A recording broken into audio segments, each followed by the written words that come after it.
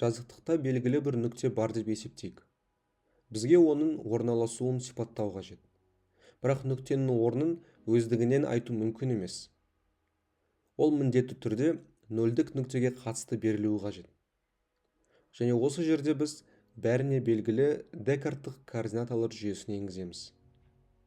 Декарттық координаталар жүйесі бойынша қандай да бір нүктені x және y мәндері арқылы беруге болады. X нүктенің көлденең, ал y оның тігінен қозғалысын көрсетеді. Енді келесі мәселе туындайды. Мысалы, қандай да бір затты лақтырған кезде, біз бастапқыда лақтырудың x және y мәндерін көрсетпейміз.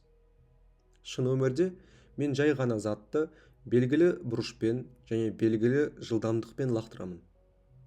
Осы жерде Декарттық координаталар жүйесін пайдалану тиімсіз болады. Себебі горизонталь және вертикаль құраушыларды біз табиғи түрде алдын ала біле алмаймыз. Сондықтан біз басқа тәсілді қолдануымыз қажет. Бұл тәсіл көкжиекке қатысты бұрыш пен нөлдік нүкте мен соңғы нүктенің арасындағы қашықтықты көрсетуі керек. Осы қашықтықты біз радиус вектор деп атаймыз.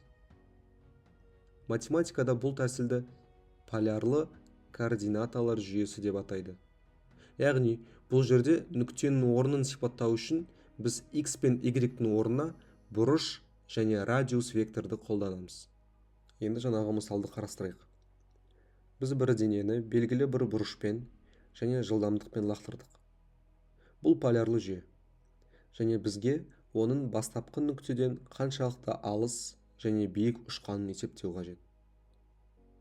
Басқаша айтқанда, осы ұшудың x және y құраушыларын табуымыз қажет. Яғни, бұл Декарттық жүйе. Нақтыласақ, полярлы жүйеден Декарттық жүйеге қалай ауысуға болады? Бұл есепті шешу үшін тікбұрышты үшбұрышты алайық. Бізге оның гипотенузасы мен көкжиекке жасалған бұрышы белгілі. Ал екі катеттің ұзындықтарын гипотенузаның үлесі ретінде алайық. Басқаша айтқанда, x және y проекцияларын r-дің белгілі бөліктері ретінде өрнектеуге болады. Мысалы, осы үшбұрышта x құраушысы r-дің 0,8 бөлігін алсын. Онда Пифагор теоремасы бойынша y құраушысы 0,6 r болады. Ендігі сұрақ, бұл бөлшектер бастапқы бұрышқа тәуелді ме?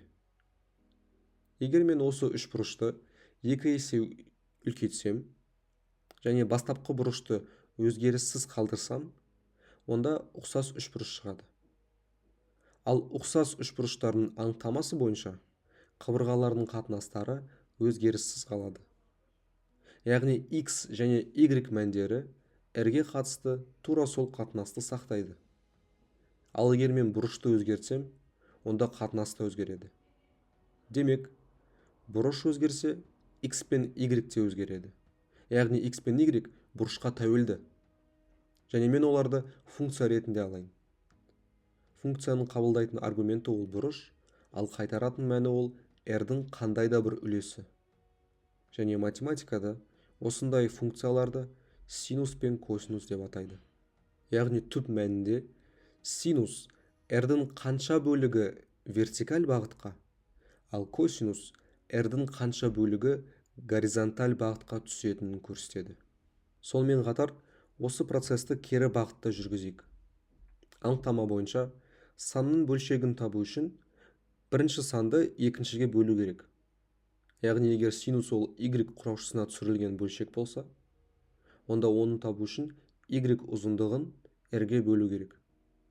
Демек, осы жерден синустың екінші анықтамасы шығады.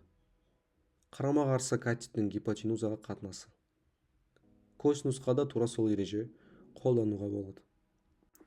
Яғни синус табиғи тұрғыдан қараған кезде жаңағыдай қарама-қарсы катеттің гипотенузаға қатынасы емес, белгілі ұзындықтың қанша бөлігі немесе қанша пайызы сәйкес проекцияға құлайтынын көрсететін шама.